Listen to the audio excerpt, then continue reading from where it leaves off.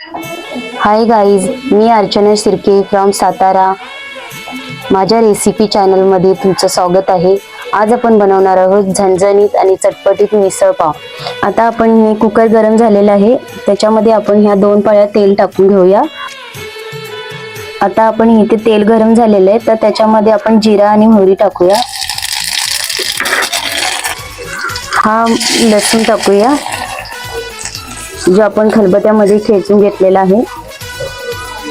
आता हा ताजा कढीपत्ता घेतलेला आहे, तो आपण टाकून घेऊया. आणि हा बारीक चिरून घेतलेला कांदा आहे, तो टाकून घेऊया. आता आपण ह्याच्यामध्ये थोडीशी कोथिंबीर टाकून घेऊया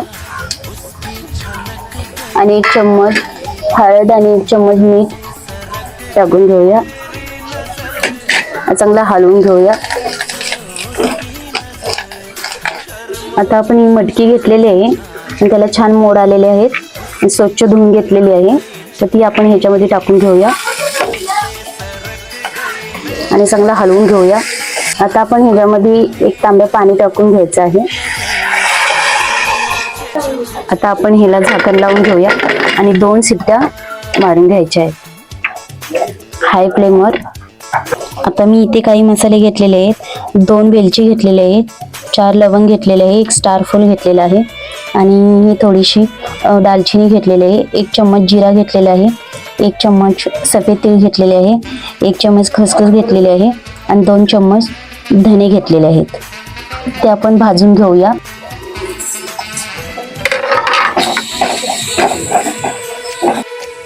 आता हा आपला मसाला चांगला खरपूस भाजून घेतलेला आहे. आता हा आपण काढून घेऊया. आता आपण या मसाल्यासाठी साहित्य घेतलेलं आहे. इथे 2 कांदे कट करून घेतलेले आहेत, 2 टमाटर कट करून घेतलेले आहे आणि इथे मी सुकं खोबरं घेतलेले आहे. शक्यतो सुकं खोबरंच घ्यायचं आहे.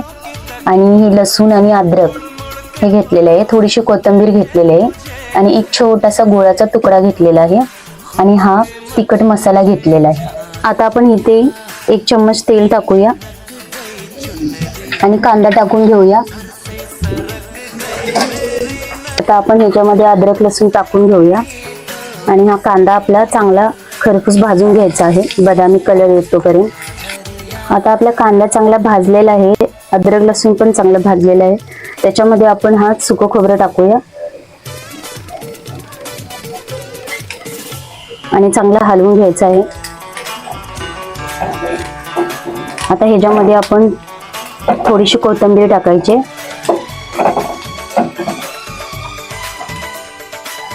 आता आपण ह्याच्यामध्ये टमाटर टाकून घेऊया.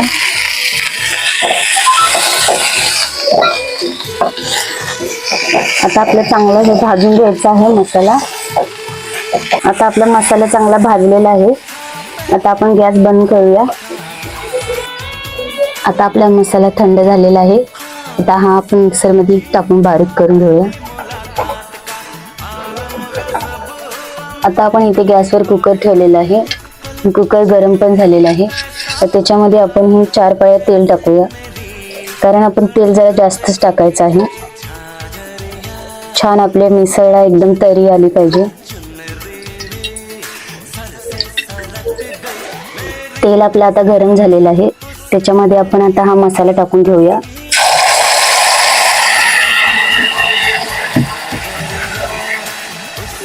मसाला आपला चांगला भाजून घ्यायचा आहे. आता आपण ह्याच्यामध्ये हा मसाला टाकून घ्यायचा आहे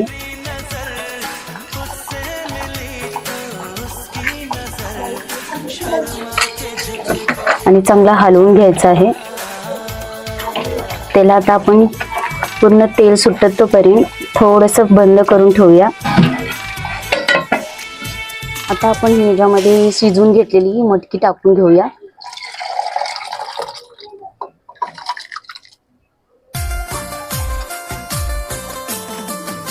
छान एकदम तरी सुटलेले आहे बघा. ह्याच्यामध्ये आपण आता 1 छोटासा तुकडा गुळाचा टाकून घेऊया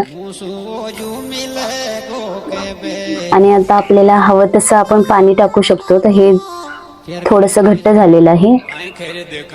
आता आपण बघूया, आपली झणझणीत चटपटीत मिसळ तयार झालेली आहे. तुम्ही बघू शकता एकदम छान तरी पण आलेली आहे, सुगंध पण एकदम छान येतोय. गाईज, तुम्ही बघू शकता आपला झणझणीत चटपटीत मिसळपाव तयार झालेला आहे. आणि अशा छान छान रेसिपी बघण्यासाठी माझ्या चॅनलला सबस्क्राईब करा, व्हिडिओला लाईक करा आणि शेअर करा. आणि कमेंटमध्ये नक्कीच सांगा की कसा माझा मिसळपाव तयार झालेला आहे.